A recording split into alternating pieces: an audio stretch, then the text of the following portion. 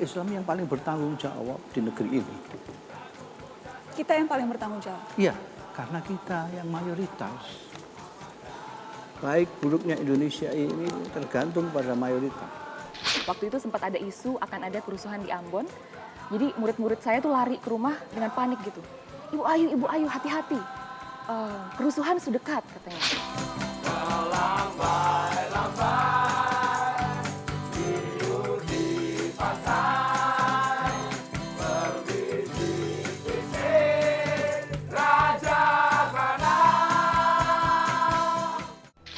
Selamat malam, selamat datang di Mata Najwa. Saya Najwa Shihab, tuan rumah Mata Najwa. Jika Indonesia serupa Dian, ia harus terus dinyalakan. Walau angin menderu hendak memadamkan, nyala Indonesia harus dijaga semua tanpa keraguan. Kobaran yang menyatukan, nyala yang menghangatkan, bukan yang membumi hanguskan.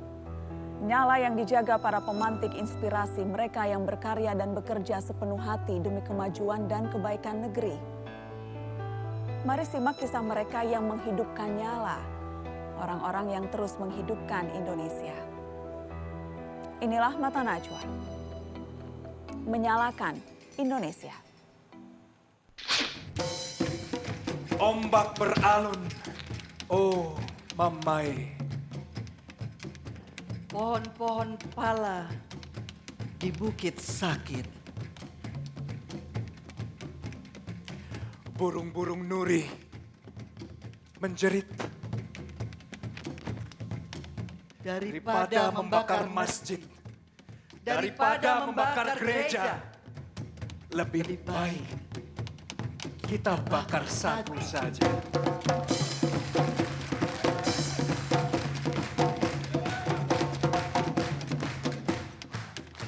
Pohon-pohon kelapa berdansa.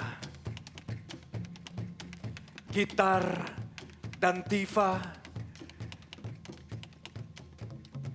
Dan suaraku yang merdu. Oh ikan, oh taman karang yang bercahaya. Oh saudara-saudaraku, lihat mama kita berjongkok di depan kota yang terbakar.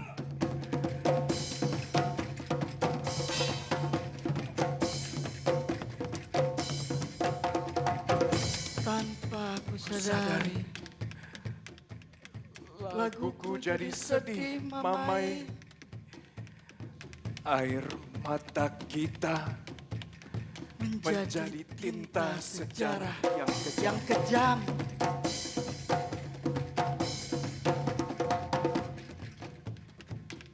Laut sepi, tanpa kapal layar.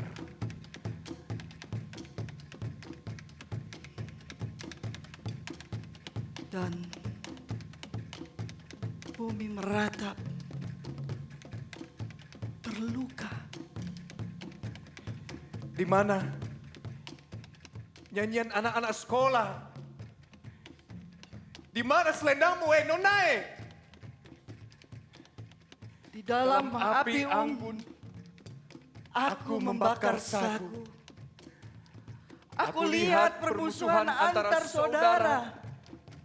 Itu percuma. Luka saudaraku, lukaku juga.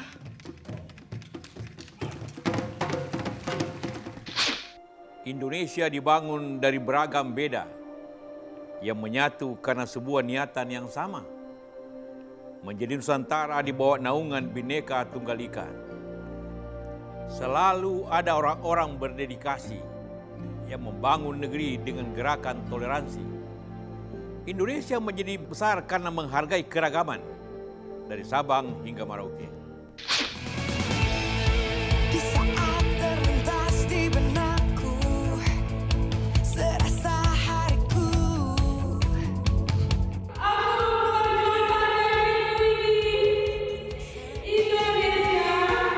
Seiring berjalannya waktu, serasa hidupku. Karena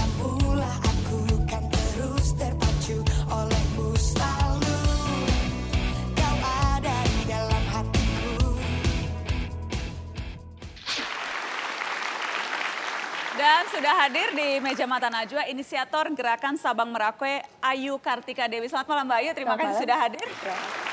Mbak Ayu, jadi persisnya gerakan Sabang Merauke, ini apa? Singkatnya, Sabang Merauke itu adalah pertukaran pelajar antar daerah di Indonesia. Oke. Jadi, karena kita percaya toleransi itu tidak bisa hanya diajarkan, toleransi itu harus dialami, harus dirasakan. Makanya kita pingin anak-anak Indonesia merasakan indahnya toleransi, indahnya perbedaan. Jadi mereka diajak ikut pertukaran pelajar. Selama liburan sekolah, mereka tinggal bersama keluarga yang berbeda-beda. Sehingga ketika mereka kembali ke daerahnya masing-masing, ke sekolahnya masing-masing, mereka jadi duta perdamaian. Kita kasih tepuk tangan. Dari mana ide awalnya? Muncul ide awal membuat gerakan Sabang Merauke. 5 tahun yang lalu saya pernah jadi guru SD di Halmahera Selatan, di Maluku Utara. Jadi sekitar tahun 99 kan ada kerusuhan Ambon yang waktu itu meluas sampai ke Halmahera Selatan. Dan setelah itu banyak desa-desa yang disekat. Waktu itu sempat ada isu akan ada kerusuhan di Ambon. Jadi murid-murid saya tuh lari ke rumah dengan panik gitu. Ibu Ayu, hati-hati. Kerusuhan sudah dekat katanya. Bahkan anak-anak ini tidak pernah bertemu orang Kristen seumur hidupnya. Mereka bahkan tidak paham artinya kerusuhan, tapi mereka bisa sebegitu bencinya, bisa sebegitu takutnya karena kebencian ini ditanamkan turun-temurun. Akhirnya setelah saya kembali ke Jakarta, saya ngobrol dengan teman-teman dan beberapa teman-teman yang sama-sama pernah ikut pertukaran pelajar. Kita sama-sama merasa bahwa kita yang pernah merantau, yang pernah merasakan menjadi minoritas, itu biasanya lebih toleran. Karena kita pernah merasakan ternyata jadi minoritas itu nggak gampang ya. Sehingga kita memutuskan ini anak-anak Indonesia juga harus merasakan pengalaman yang sama, harus pernah berinteraksi. Karena hanya dengan interaksi yang nyata, maka tembok-tembok stereotip itu bisa runtuh. Jadi kalau anak-anak Indonesia sudah semakin banyak yang diajarkan bahwa berbeda itu tidak apa-apa, berbeda itu biasa dan berbeda itu indah, maka mereka akan tumbuh jadi orang-orang yang percaya pada perdamaian, orang-orang yang menghargai perbedaan, dan Indonesia akan jadi tempat yang lebih damai. Dan karena tidak bisa diajarkan, tapi harus dialami dan dirasakan, makanya ada pertukaran pelajar daerah Betul. Sabang Merauke. Betul. Dan Ayung dan Yohana ini termasuk yang waktu itu ikut. Betul. Ayo, apa yang paling berkesan? Selama saya mengikuti kegiatan Sabang Merauke ini yang paling berkesan ya terutama jalan-jalan ya. Misalnya setiap jalan-jalan itu selalu ada nilai yang menonjol. Misalnya kita jalan-jalan ke Tugu Proklamasi berarti mengandung nilai keindonesiaan, rasa cinta tanah air yang sangat tinggi. Kalau Yohana, waktu itu Yohana tinggal sama siapa? Sama Ibu Hani. Sama Ibu Hani, mana ada Ibu Hani di situ. Ibu Hani cerita dong waktu mengasuh Yohana waktu itu seperti apa? Ya, waktu itu bulan Ramadan. Kami mengantar Yohana ke gereja. Mengantar ke gereja? Iya. Jadi ada rasa cemas juga nanti kalau kita mengantar ke gereja, saya berkerudung, anak sulung saya juga berkerudung. Kira-kira bagaimana ya nanti di gereja gitu ya mengantar. Ya buat saya itu adalah suatu pembelajaran yang luar biasa. Mungkin saya belajar lebih banyak dari Yohana daripada Yohana belajar dari kami. Jadi Mbak Hani yang lebih belajar banyak. Lembar sejarah dibuka, berbagai peristiwa sempat pernah menodai persatuan bangsa. Konflik horizontal yang kerap menguras air mata, seperti pernah terjadi di Ambon, Maluku, yang terkoyak dengan beragam isu.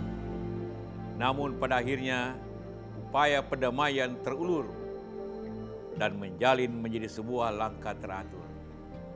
Nafas perdamaian terasa di Indonesia Timur.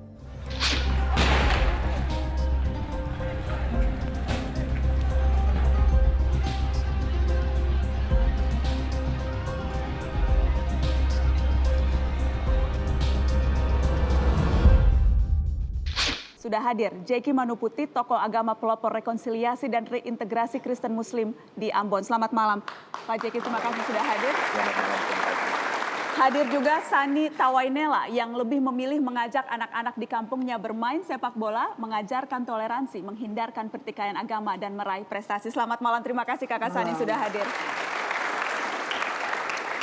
Saya ingin ke Pak Jeki dulu. Apa itu provokator damai? Yang Mbak Najwa, provokator damai adalah sebuah upaya untuk memprovok orang untuk membagi perdamaian di dalam dirinya menjadi perdamaian di ruang publik.